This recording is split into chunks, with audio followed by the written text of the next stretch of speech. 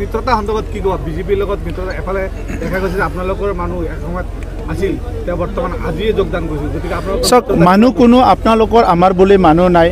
এতিয়া আপুনিও ক'ব নোৱাৰে আপুনি কাৰ মানুহ হয়, গতিকে আমি দেশৰ নাগৰিক হয়, গতিকে আমি ভাৰতবৰ্ষৰ নাগৰিক, আমি অসমৰ বাসিন্দা, BTRৰ বাসিন্দা, আমি সকলো মিলিজুলি ভাৰতৰ নাগৰিক হিচাপে যেতিয়া লোকসভা আহে তেতিয়া ভোট দিওঁ, এছেম্বলি ইলেকশ্যন আহিলে ভোট দিওঁ, কাউন্সিল ইলেকশ্যনত আমি ভোট দিম।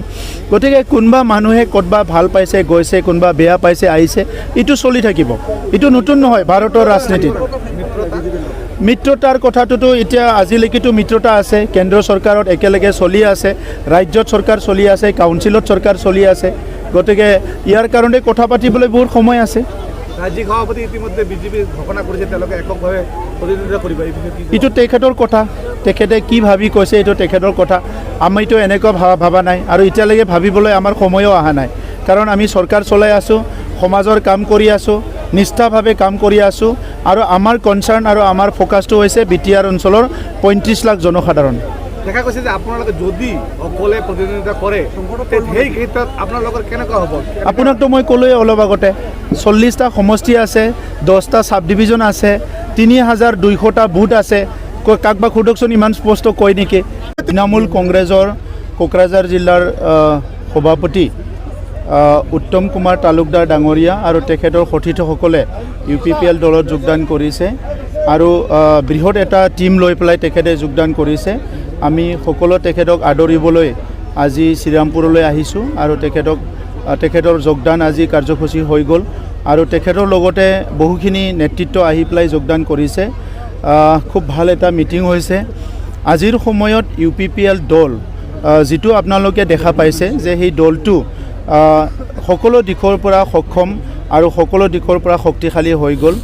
আমাৰ এটা সময়ত আপোনালোকে শুনিছে যেতিয়া চৰকাৰ গঠন হৈছিলে, ইয়াৰ 10 দিনমান পিছৰ পৰাই হাগ্ৰামা মহিলাৰীয়ে কৈছিলে নেক্সট সপ্তাহত চৰকাৰ ভাঙিব, নেক্সট মাহত চৰকাৰ ভাঙিব, নেক্সট মাহত চৰকাৰ ভাঙিব, শুক্ৰবাৰে ভাঙিব, মঙলবাৰে ভাঙিব, তেনেকুৱা কথাবিলাক কৈ আছিলে।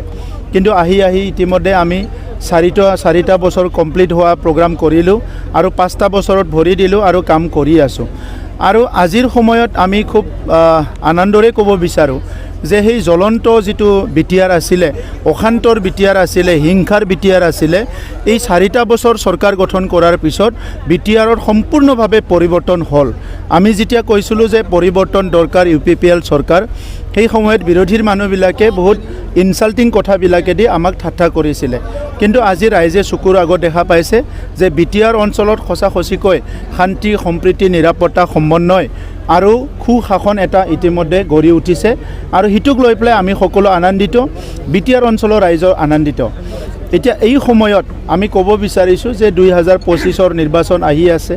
UPPL দলে আমাৰ 3200টা বুথ আছে, 3200টা বুথ আমাৰ 5খন ডিষ্ট্ৰিক্ট আৰু 10টা ছাব ডিভিজন, 40টা সমষ্টিত আমাৰ কাম কাজ চলি আছে, আৰু খুব সুন্দৰকৈ আমাৰ দলৰ district committee, block committee, primary committee, যিবিলাক আমাৰ বুথ কমিটি আছে, খুব সুন্দৰকৈ কাম কৰিছে। সকলো মূল্যবোধৰ ৰাজনীতি বিচাৰে, সকলো ঠগ প্ৰবঞ্চনা, হিংসাৰ ৰাজনীতি নিবিচাৰে, আৰু ৰাইজে ধুনীয়াকৈ আমাৰ লগত ইতিমধ্যে ভাল এটা সমৰ্থন এটা ইতিমধ্যে দিছে। সেইকাৰণে অনাগত দিনত UPPL দলৰ একো চিন্তা নাই, কাৰণ আমি BTR অঞ্চলৰ ৰাইজক লৈ পেলাই ৰাজনীতি কৰিছোঁ, আৰু BTR অঞ্চলৰ ৰাইজক সেৱা কৰাৰ কাৰণে, BTR অঞ্চলৰ ৰাইজক আগুৱাই নিয়াৰ কাৰণে আমাৰ ৰাজনীতি চলি আছে।